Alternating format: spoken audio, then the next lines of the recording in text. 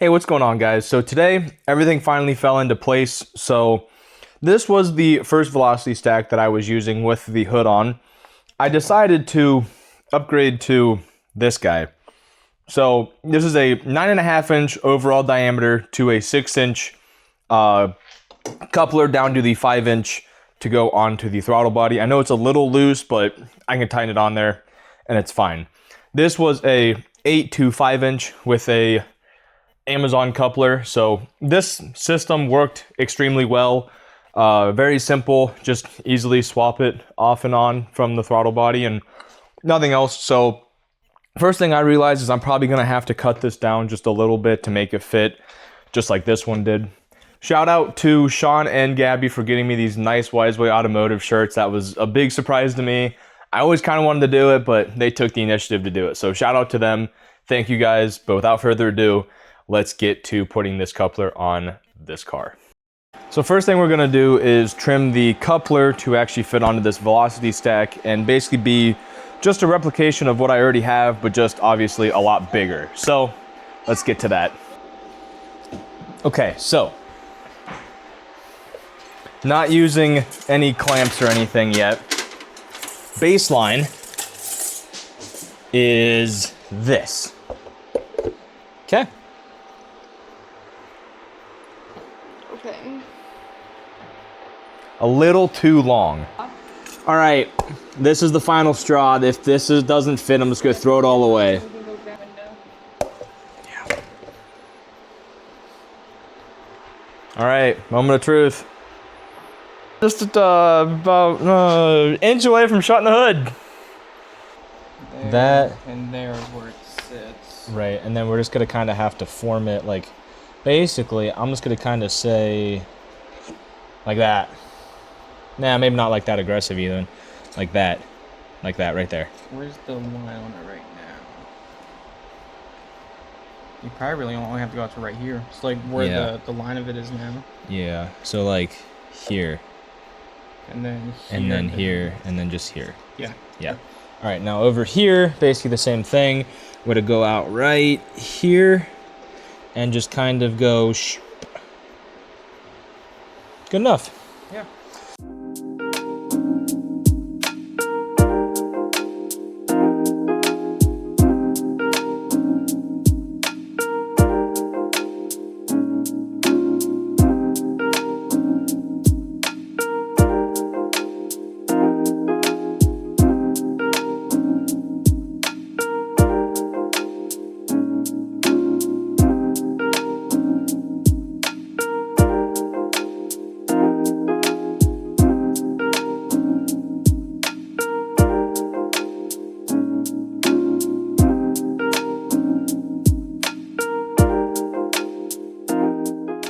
All right, guys, so pull one is going to be the 8-inch velocity stack down to the 5-inch coupler. This is what I was running at the track most of all recently. So we're gonna do this test first, pull off somewhere, swap the couplers, and then get the big test on. And I'm all gonna be doing the test through HP tuners because I'm probably only gonna be doing a 40 to 100 because 60 to 130 right now just doesn't sound like a good idea. It's 5:30-ish on a Friday, so 40-100 is a lot more doable, especially on the streets of Mexico, right? Yep, okay. So, I'll see you guys when we get to making our pulls. 40 to 100, it's all I gotta do. 40 to 100. Yep. Setting the value now. I'll probably start in second gear at 40, so it's kind of consistent, but I will have to shift into third. So, there will be shift time, but it's not like I'm gonna miss, you know? I'll do it the same both ways. Depends on what's over the hill here, if I'll punch it or not, so I'm not gonna... 210, 220 air mass. Yeah, now 310. Oh yeah, well I saw 1.25 before. That was the highest I've seen. Okay. Here we go. KPA I like to see like 100. 103, 104 is like crazy. I'll just start in, no.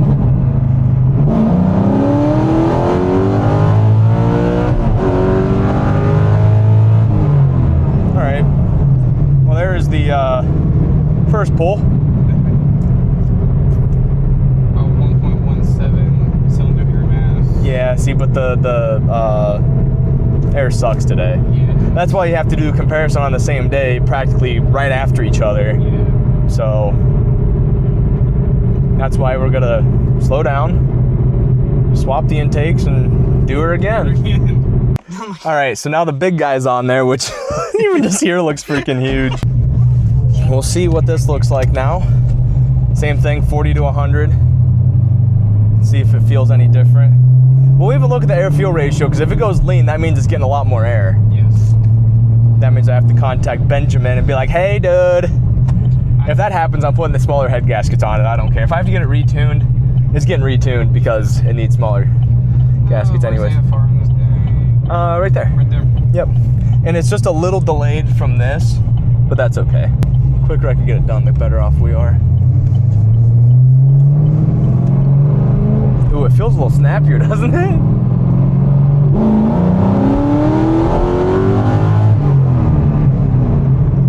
That pulled a little harder. Yeah, Uphill.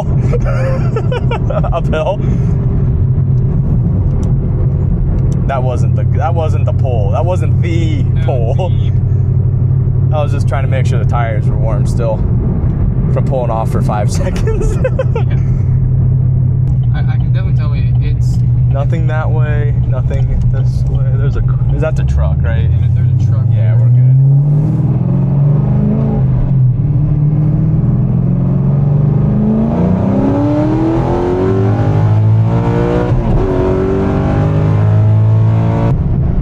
That felt good.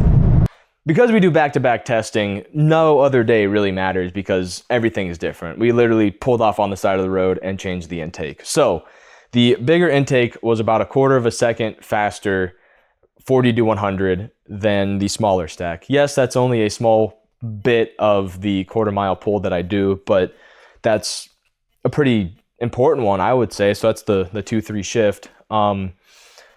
It's good to see that it did gain something, especially for how cheap it was. It wasn't like it was a big amount, but what did show 1 kPa better, so it was at 99 instead of 98.